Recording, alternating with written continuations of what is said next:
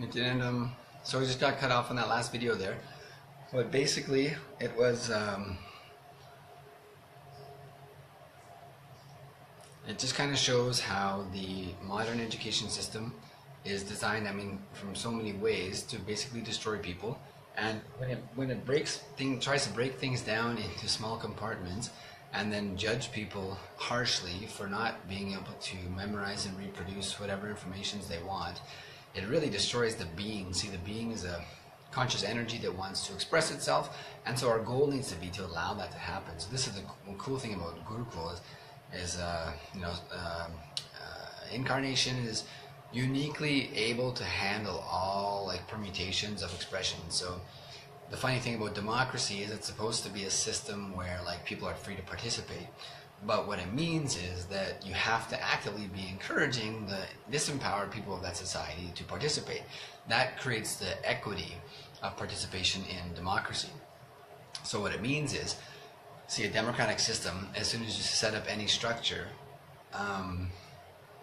then that structure will be supporting and furthering the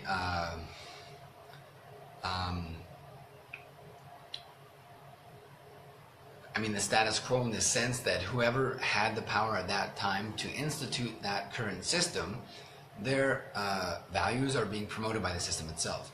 So anytime you set up a system in a democratic, in what we call a democracy, which I don't really know what that is, but it's understood as versus oligarchy or a communist system, where we're saying there's more provision and there's less kind of individual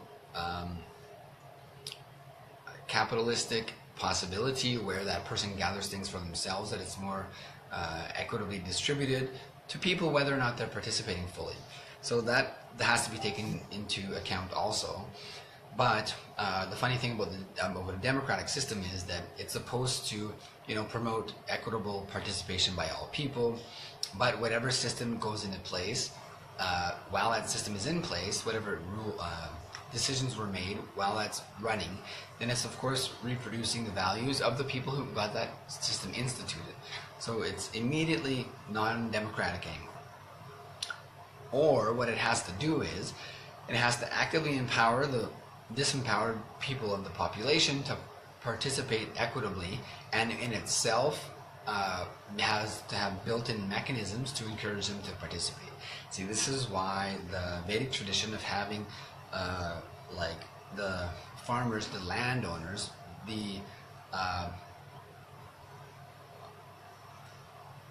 are producing the food that the teachers, like the brahmanas, the enlightened population, is dependent on.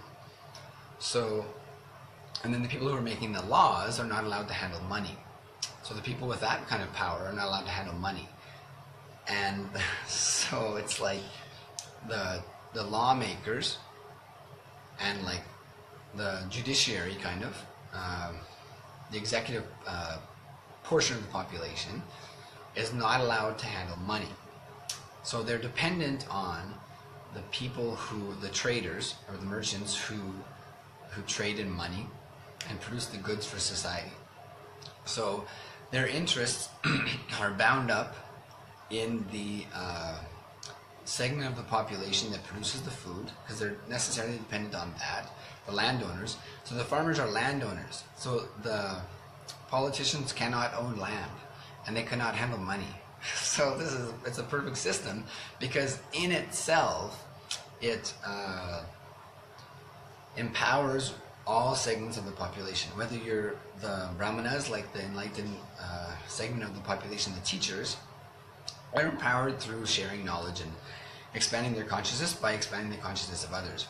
Then the lawmakers and even the warriors, they are empowered by governing the society and protecting the society, but not allowed to handle money and not allowed to own land, which is really unnecessary for executing their duties. And then the merchant population is trading in money and goods and producing that for the society. So giving what is necessary for life, giving that to the teachers, the enlightened leaders of a conscious society, and the politicians and the warriors. So providing what they need for life. So they're completely interdependent. And then the only land owners are the farmers, and so everyone's dependent on them. But they're not owning the land of them, that they're able to control them in that way. They own their own land, and they're dependent on themselves to be productive in the path of providing for the teachers of society and for the lawmakers in a way that will make them healthy and that will support their own like political government of their own society and their own trading and their own food production. So everyone is totally interdependent and motivated to do their best for others, because that's going to create the best system for themselves. So it's, I mean, this is, Swamiji has revealed that this is the traditional way of Vedic civilization. So this is like, from my perspective right now, Sangha. So Sangha will be the group living around the enlightened master. And so traditionally in Vedic civilization, this would be, see, over 120 million years ago, this was the way that things were going. Since then, the entire world population has been in degradation, and we lead to the point here where we're destroying humanity and destroying the planet. But until that point, there were still great Vedic civilizations that were governed by the science and the living expression of pure consciousness in the form of enlightened masters, where everyone would go to Gurukul from the age of about 5 or 6 or 7 and learn the enlightenment science and be identified by the enlightened master as what role they will play in society. The role that, based on their qualities, most effectively and efficiently leads them to the space of liberation. So some people will reach that space through using their bodies, and some people will directly be through teaching others. Some will be through administering the society, and some will be through producing and trading goods for the society. Depending on your qualities, what your interests are, there'll be a different path that will bring you through the space of enlightenment. A lot of times using your body, it cannot be replaced by only using your minds, especially we see in today of so many mental problems people have. They need to use their bodies. Just use your body. Just forget about everything for a little while. You're not even able to sit without thoughts for 11 seconds. Sometimes just using your body is what's most needed. So the enlightened master is able to identify that.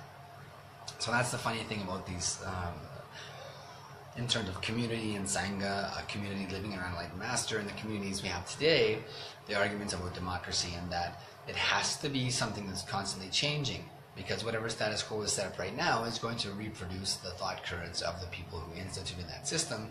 So the constant reinvention of the political system as set up and what it's providing to people has to happen, which happens through these like ashramas, these ways of progressing through life, and the ways that people exist in life, whether they're producing the food or the trading the goods and the money, the law-making administrator and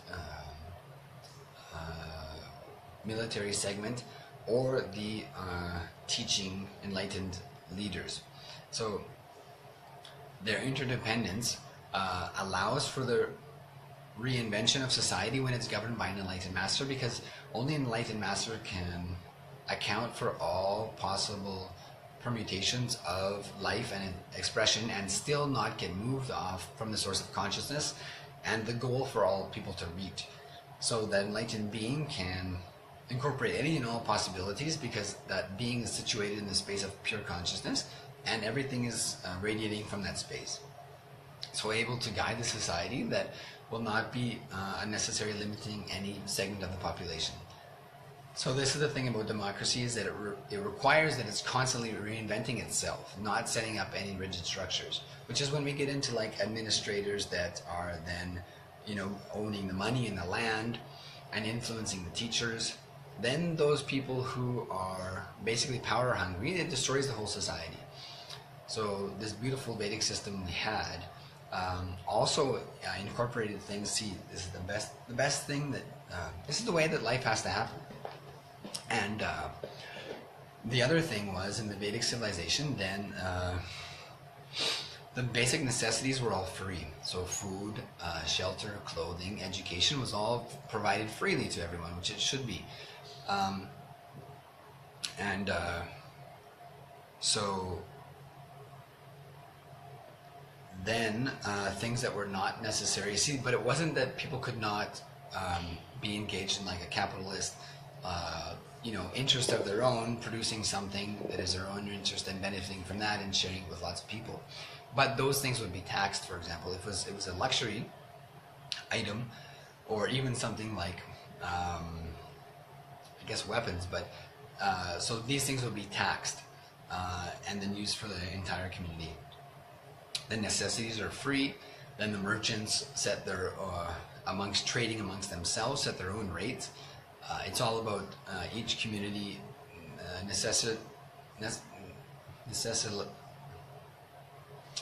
necessarily interdependent on each other, and so the rates will be dependent on that they can provide what each other segment of the population is wanting, and knowing that that segment of the population has to give back to where they're getting it from anyway.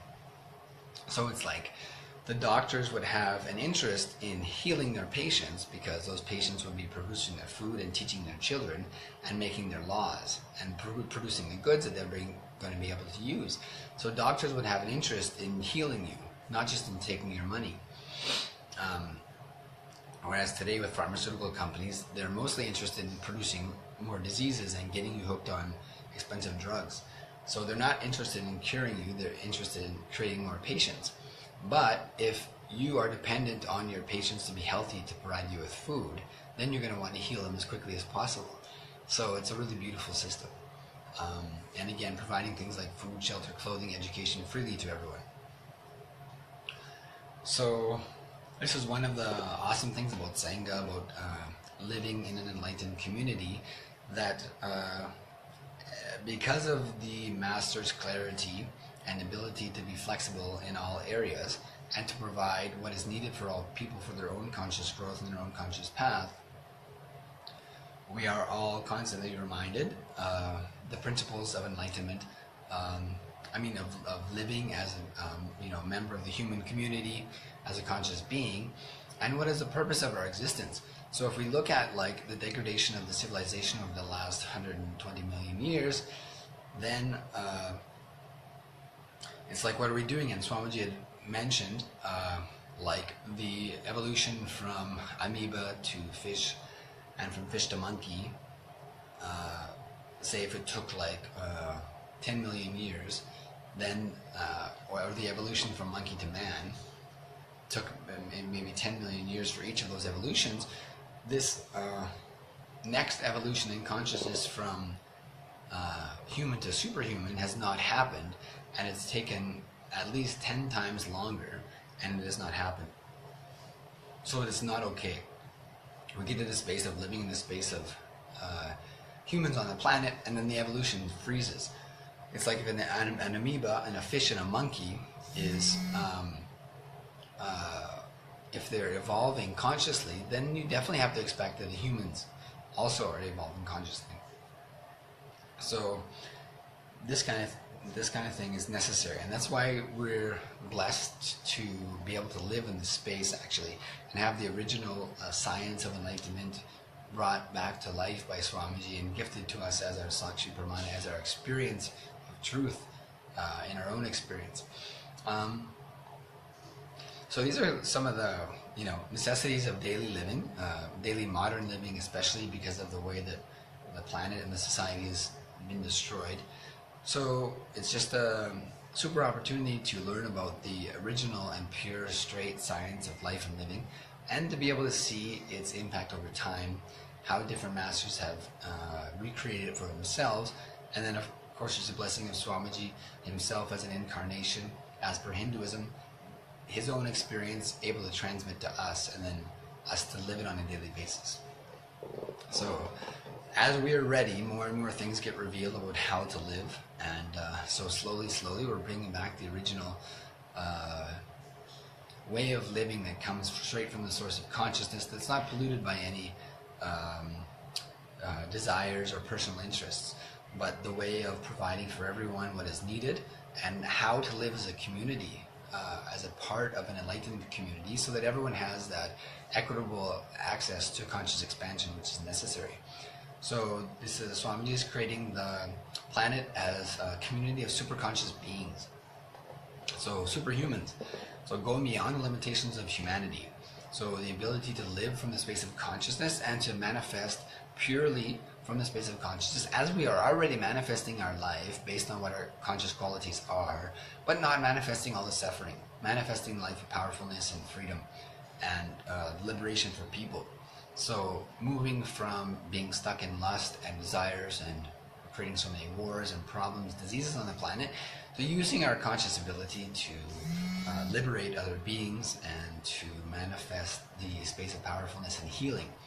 So, I mean, all these things that Swamiji is giving as a constant reminder. Everything in our life reminds us of that. The deities, the way of the food production, Swamiji's satsangs, the morning routine, and everyone who comes around in the day that we see is playing a different role in the community, whether it's creating the temples for around the world, creating the food, or involved in the Gurukul, the schooling, or teaching the enlightenment science around the world. See, everyone we meet in a day that's in our Sangha is playing a different role in furthering the science of superconsciousness and the creation of superconscious beings around the world. So it's always a remembrance. Everything you see, everything you do, everything you touch here is a reminder of your purpose, that we are here to express the pure consciousness, and everyone is doing it in a slightly different path, but always reminded and supported by Swamiji. So it supports everyone's highest possibility. So it's very empowering that way.